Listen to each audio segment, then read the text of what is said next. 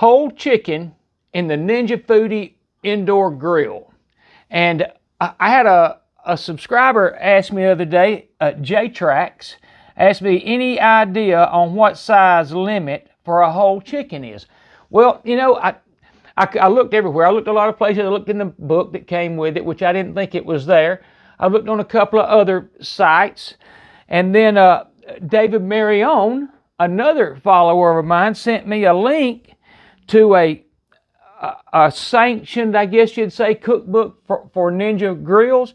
It's by Kinsey Swanhart. It's available on Amazon Kindle, and I'm not affiliated, by the way. I'm just letting you know where to find a full cookbook for this that's official from Ninja, and it's got some great recipes. I've already looked.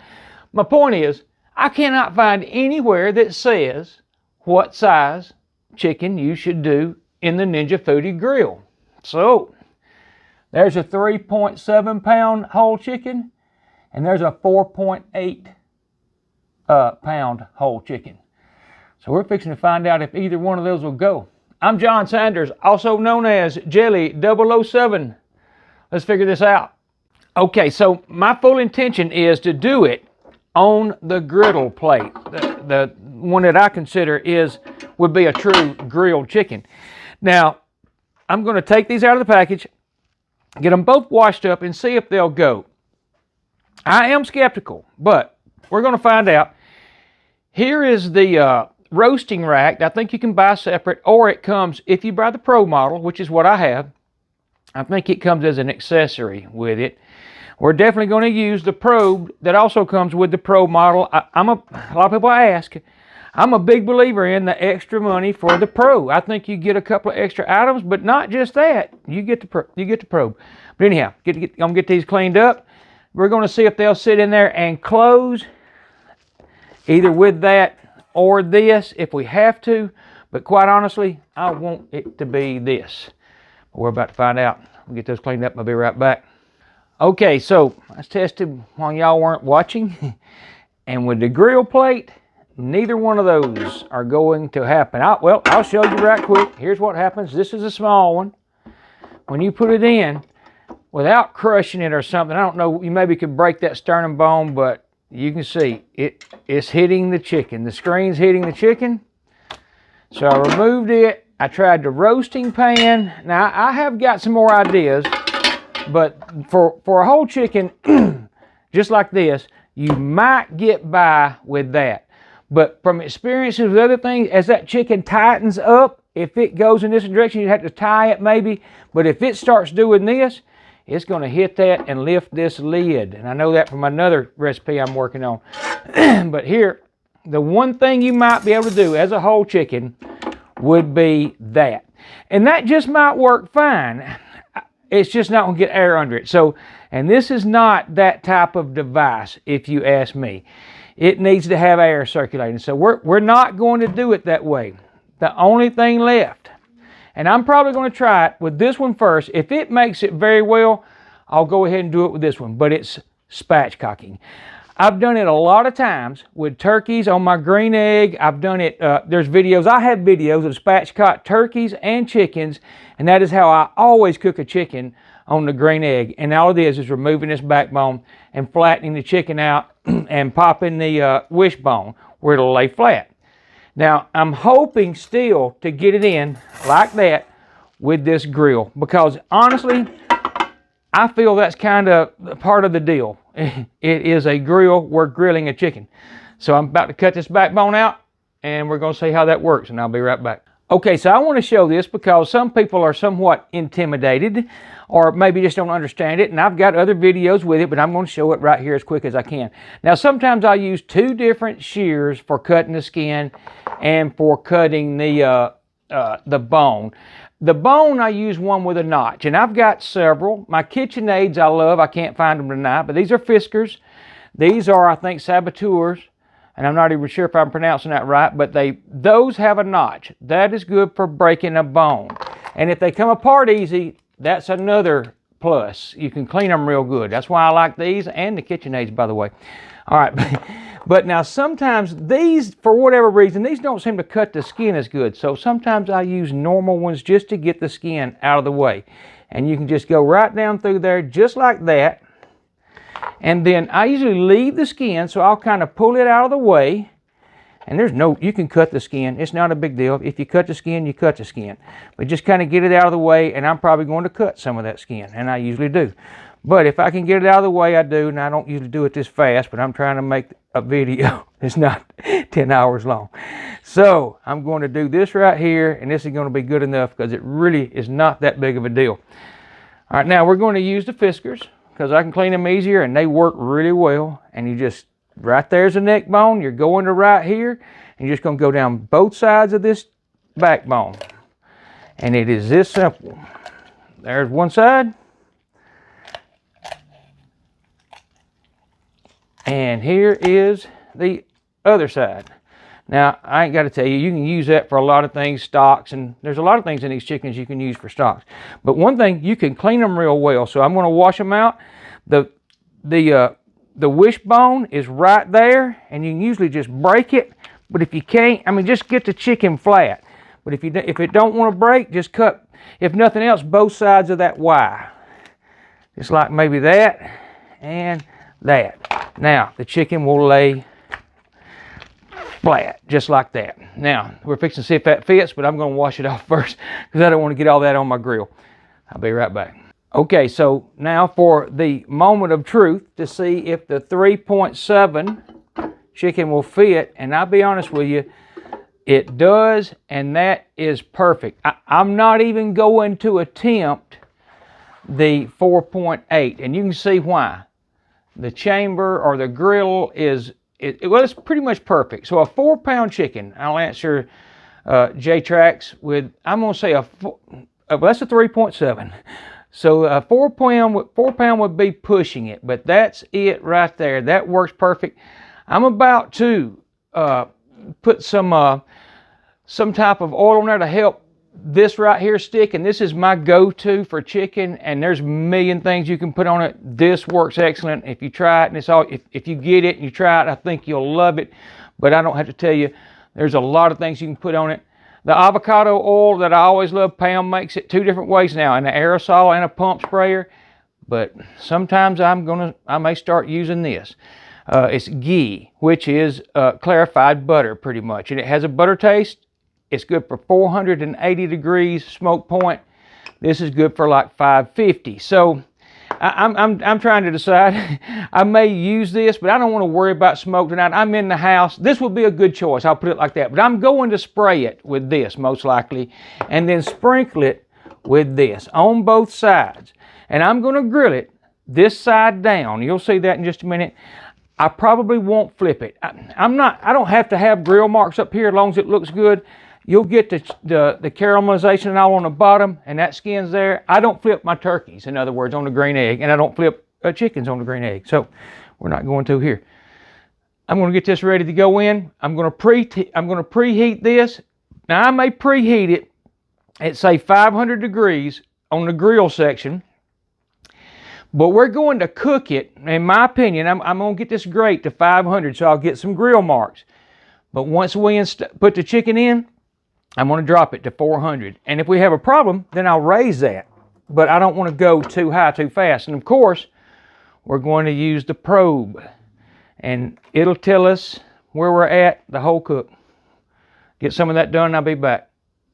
Okay, and for the record, I've sprayed it with the avocado. I liberally, I would say, applied my Lowry seasoning salt. And then I slightly sprayed it again. And I'm just going to let it sit on that side. And then I'm going to and I sprayed the grill. We're going to get this heated to 500. And then at some point, I'll let that sit a minute. At some point, I'm going to flip it over, do the same thing to the other side. And when you come back, we're going to be ready to put this in. And we'll be off and running. Be back.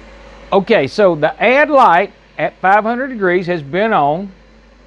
The add food light for 8 minutes, and I know I have 10, and I do that for a reason, a couple of reasons, because I got other stuff to do maybe, but also it helps get the griddle plate going. It's a very nice feature that the Ninja puts in on this grill. All right, now I've got the probe inserted. I'm going to back myself up with this because it's chicken. We're going to 165 final at least with the carryover, you know, somewhere around in there. But we've got 1 minute and 30 seconds, and I'm fixing to put this on. Again, fairly liberally coated with that. I think if you try this on chicken, you'll see what I mean. It's excellent. It's simple. You don't have to do anything but put it on. Here we go. There goes the and you can hear that, and I did lose my probe, but we're going to get it back in there. It came out, something I did wasn't exactly right, and I'm trying to get it in the thickest part of that breast. All right, we're going to go ahead and plug that in. I'm going to wipe this off. I'm going to center that chicken best I can, and then I'm going to touch up my, it's kind of wrinkled it up a little bit, which, I mean, you can fix if you wanted to. It's not a crisis. I just like to get the coating on there decently well. And again, I put a coating of that and then a light spray on top. So, like that. That's the kind of light spray I'm talking about. All we got to do now is close this. We're going to take it off a time. In fact, we're going to go all the way off. We're going to take it all the way off because I'm going to put it back. I'm going to turn it on as soon as it gets done. I'm going to set this to the grill to 400 degrees. There it is, 400. We're going to set the temp to 165. Hit start. It already wants me to add food, so to tell it it's in there, I'm going to raise it and set it back down. We're 63 degrees on that chicken. We're off and rolling. Okay, we're still at 63 degrees. I forgot to do something. I want to reset that and start. That way I can show y'all about an idea of what we're going to have for total cook time. And I mean, that was literally 10 seconds from the time I turned that camera off. Sorry I didn't remember it. Okay, so we're getting real close. We're at 160. I'm needing 165, so I'm thinking carryover is going to take us there. And you see we're at pretty much 35 minutes. And that's for a 3.7 pound chicken. So we're going to take a look. There's what it looks like. It looks good. There's nothing wrong with that. I'm going to take a couple of other temp reads right here just to make sure we're somewhere in the ballpark of what it's saying. We might be a little, I saw 150. In fact, that is 150, and that's lower than I want to pull it at. I'm going to look right here too. And the probe is about right here. So the probe's exactly right. I'm right on top of that probe. But this side of the breast, and that's just it. That's why I use two methods. It doesn't hurt. This tells me about where to look, and that tells me what everything else is. So we're going to let it run. I may even raise that because I want about 5 more degrees. In fact, when it shuts off at 165, we'll look at it again. And if need be, I'll raise this to 170 and restart it. Be back in just a second.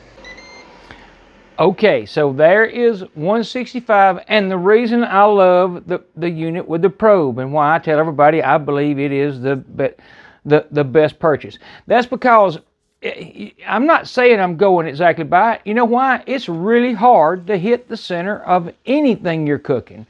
That's why I swear by something like this to check. But this monitors it for you. It gives you an idea when to start looking. So we're going to look again. We saw 150 right here just a minute ago. I'm going to go in real slow. And we're really, really close right there. In fact, I didn't see anything that probably would warrant not pulling that chicken out right now. In fact, you can see it. It looks good. And most likely, you could pull that chicken. It's not hurt. It's still good. So what I'm going to do, just because I can, I'm going to raise this temp to 170. That's as high as the Ninja will go, and that's plenty. Again, it's a guide, and it also will work for to trust it. You saw when I put that right beside it, if you hit where you're aiming, it was dead on. So, and that's a Thermopin. That's like a $100 device. Okay, so whatever that was, you can do the math. It hit 170, and I'm going to call it good. Although, if I wanted to, I could unplug that and just go by just temp, and would keep running, in other words. Whoops, got that backwards. We're going to look again right here. 175, 164, 162. There is absolutely 162 was the lowest I saw, and there was 164. We are what I'm calling perfect. That is what I want, and for good safe chicken. Now, whether I'm going to try and pull that probe out, I am. I'm not going to leave it in. Although you could leave that in and watch your carryover, but I'm not going to because it's in my way to pick this chicken up. So I'm going to pull it out, and I'm not going to be able to do it with these gloves. Boy, that baby's hot. So I got to grab something. In fact, I just did a lot of grilling yesterday, so these happen to be sitting right here. I just washed those off from yesterday, so I'm going to see if I can get under this chicken with this. And I can, and that should have been the way I started out doing it. That worked perfect. We're going to let that sit by all means for at least 5-10 minutes and let it carry over, let it finish carry over, and let it finish cooking. Here's what the inside of that looked like after that. I got a feeling there's a pretty good pool of grease underneath it. The chicken looks excellent. There ain't a family on earth that wouldn't eat that. So let it sit there just a minute. We're going to cut into it. Okay, so I've decided to break this chicken down right here where you can kind of get a better look at it. It's been about 20-25 minutes since it's been out. And as you can see, it is completely done. Juice is running clear. Again, I love the probe. If it hadn't have pulled out, I'd have been a little more accurate. I had it a little better, but when it pulled out, when I set it in, I missed it a little. It's not a crisis. Like I said, I always double check, triple check. I do a lot of things to make sure, you know, everything's at temp. And I might be a little overkill because I guarantee you, even at 150, when I saw that, when this said like 165, I feel positive, you know, it would have got, well, maybe not at 150. Again, a good reason to check. So what I'm going to do right now is just cut a little bit of this off to show you what it looks like. And in an air fryer, next time, I may not use quite as much seasoning because I can see it's a little heavy, but it's my first time. First time I've ever done a chicken, but now we know about what size, and 3.7 pounds is it. Now, you might could get by with 4, but there was nothing wrong with a 3.7. I certainly wouldn't try much more than a 4. So I just wanted to, you know, answer that question. And I think we did. And I just want to show you all the way down that it's good to go. And that is very good looking chicken. And I assure you it is. I mean, it's an excellent flavor. I love the Lawry's. And to me, it's nowhere, it's not too much. I mean, I like a lot of salt. And there's definitely salt on there. You just wouldn't, it's obvious, but if you didn't want, you know, as much on it, just put a little less. But there's nothing wrong with what you see right here. It's an excellent, it's perfectly cooked chicken. That's my point. It's perfectly cooked chicken, all done in the Ninja grill, indoor grill, and as simple as it gets. So now you know, 3.7 pounds is probably the limit I would go with. I might try and get a 4. That would be it. So, hey, y'all come back to see me. Thanks for watching the video. I'll put my big head right along in here somewhere for y'all to touch and subscribe if you want to. But cook you a chicken in the Ninja grill. It's really simple and requires very little work. Again, thanks for watching. Y'all come back to see me. Hey, I love y'all all. Bye-bye.